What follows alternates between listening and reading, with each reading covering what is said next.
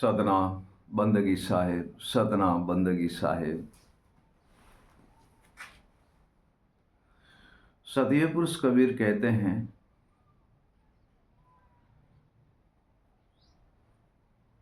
सदगुरु के देश का सुन ले एक संदेश। साहिब कहते हैं, सदगुरु के देश का सुन ले एक संदेश। गुरु सैन अपरंपार है और मानो विश्वावीश। हे प्रिय सज्जनों, सदगुरुदेव क्या संदेश लाए हैं और क्या कहना चाहते हैं गुरुदेव? वो संदेश है स्मरण, भजन, सैन, शब्द, गुरु ज्ञान, विवेक।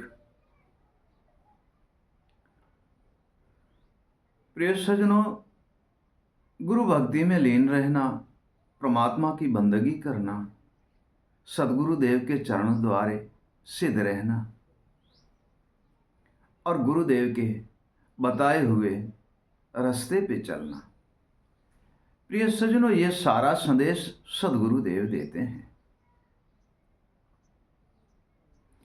और गुरुदेव की कृपा से और उनकी दया से हम निर्भय पद की प्राप्ति करते हैं, अविगत पद की प्राप्ति करते हैं, गुरु ज्ञान की प्राप्ति करते हैं, जिसमें हमारे मन, बुद्धि, आत्मा, जीव और सुरता सर्वे ही जागृत हो जाती है। प्रिय सज्जनों, हम हर एक वस्तु जो परमात्मा ने हमें दी है,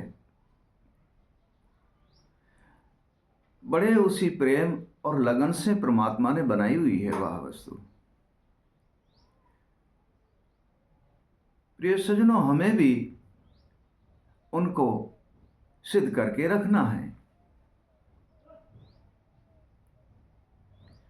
प्रिय सज्जनों, हमको भी उसे सिद्ध करके रखना है और जब तक हम उसको सिद्ध करके नहीं रखेंगे, प्रिय सज्जनों, कोई वस्तु की प्राप्ति तो फिर होने वाली ही नहीं है। प्रिय सज्जनों, फिर तो कोई भी वस्तु की प्राप्ति होने वाली नहीं है। क्यों नहीं है? कि जब तक हम गुरु भक्ति में लीन नहीं रहेंगे, तब तक हमें कोई वस्तु प्राप्त होने वाली नहीं है। श्रवण है, नाक है, नयन है, मुख है, कंठ है और हाथ है, पांव है, हृदय है। इनके अंदर मन है, सुरता है, जीव है, आत्मा है, बुद्धि है। प्रिय सज्जनों, बहुत ही अनमोल वस्तु देकर के ईश्वर ने हमारी देह सजाई है, देह बनाई है और इसी देह में मन, बुद्धि, जीव, आत्मा और सुरता को ठहराकर बहुत ही एक भांत भांत की वस्तु बनाई है और जिसमें यह वस्तु अति अप्रबल है। प्रिय सज्जनों, यह वस्तु अति अप्रबल वस्तु है और इन वस्तु से हम कुछ भी कर सकते हैं। परमात्मा की बंदगी कर सकते हैं, परमात्मा को पा सकते हैं, आत्मा को चीन सकते हैं। परंतु पहले हम बात करेंगे इसी देह की और इसी देह में रहने वाले उन्हीं महान वस्तुओं की।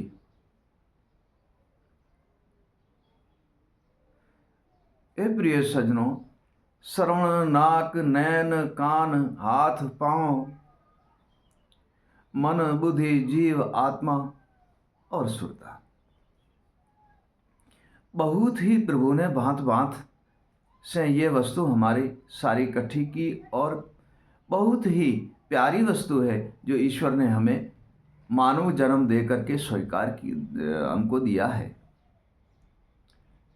अभी इनको सजा कर रखना हमारा धर्म है। इनको संभाल कर रखना हमारा धर्म है।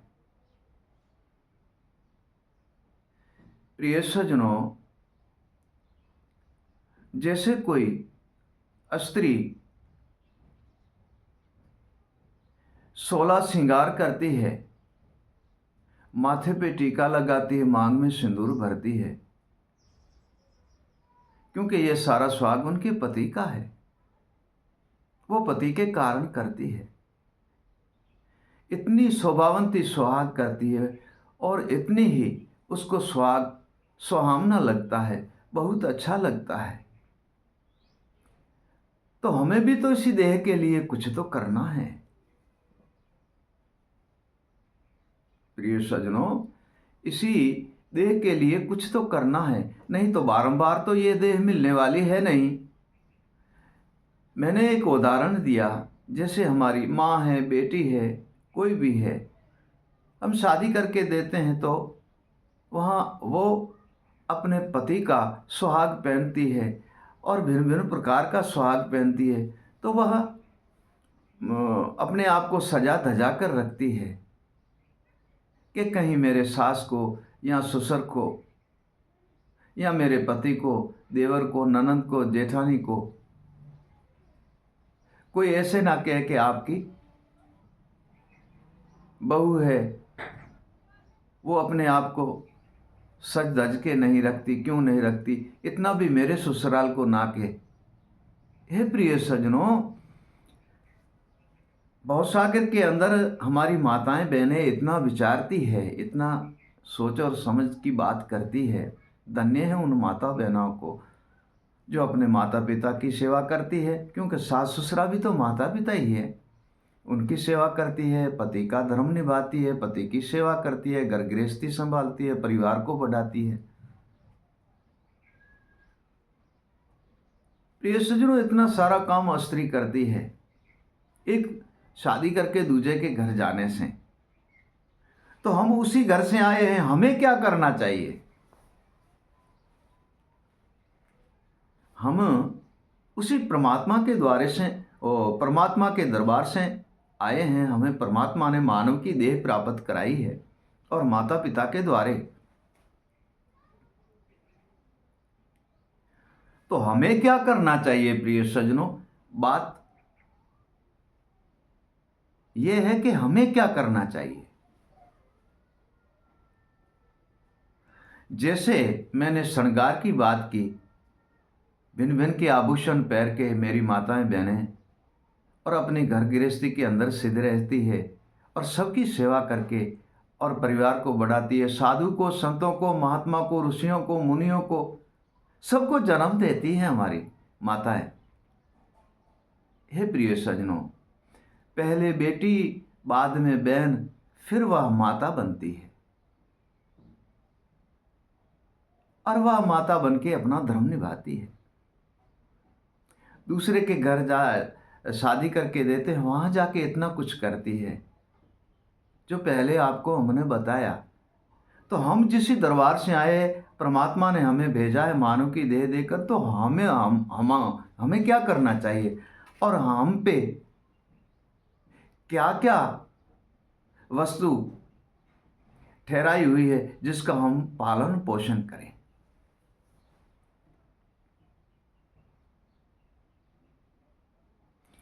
एक बड़ा संत सुंदरविलास जी ने कहा है, सवैये के अंदर बहुत बहुत ही महान वस्तु बात कही है सुंदरविलास जी ने।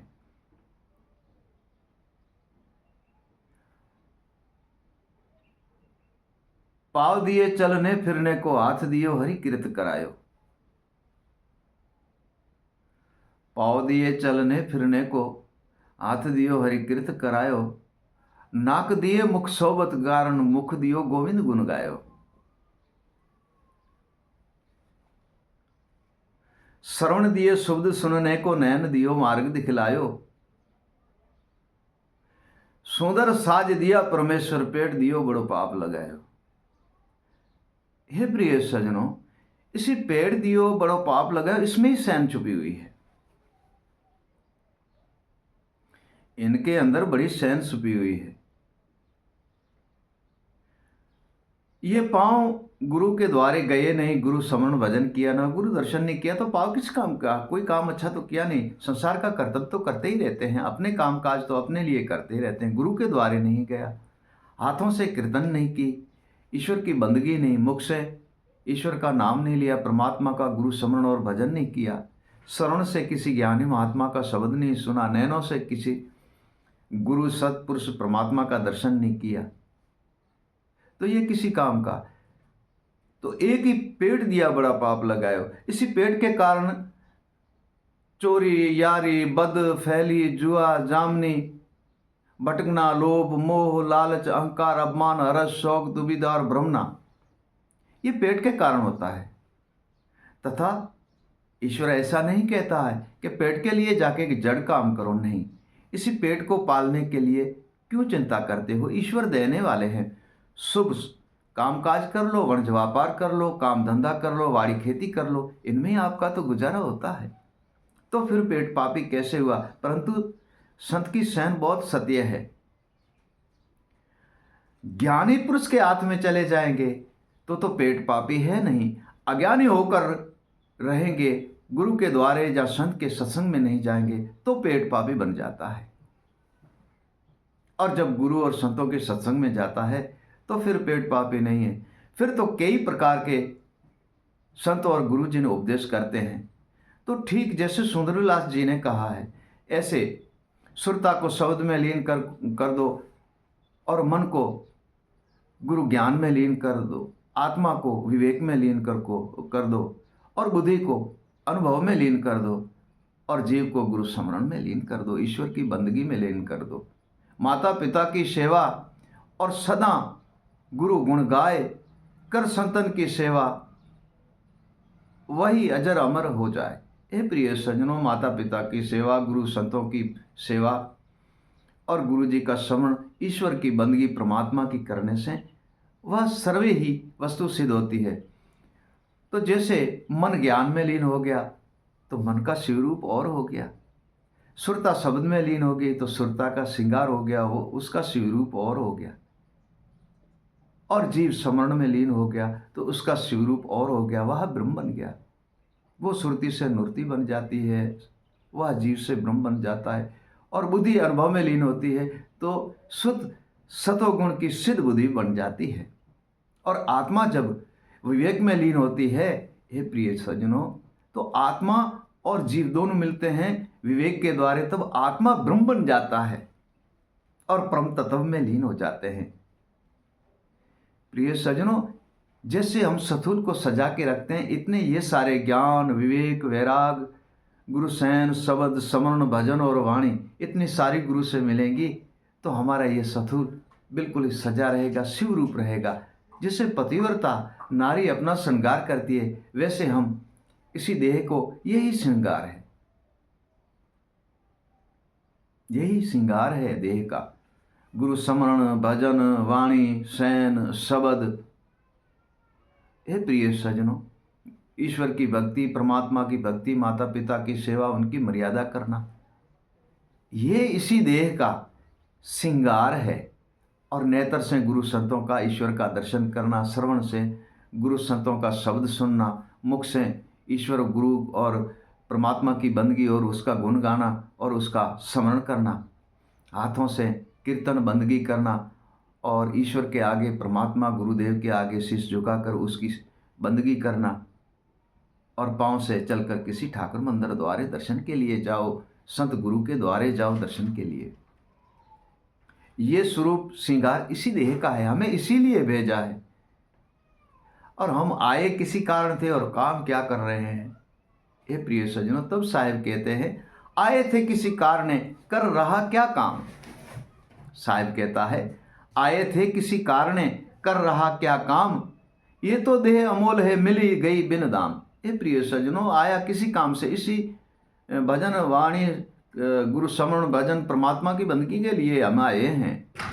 घर गृहस्थी भी संभालते हैं, सब कुछ करते हैं, इनके साथ साथ सेवा बंदगी भी की जाए तो सर्वे बंधन से हम मुक्त होके और परम तत्व परमात्मा के दर्शन करेंगे। प्रिय सज्जनों।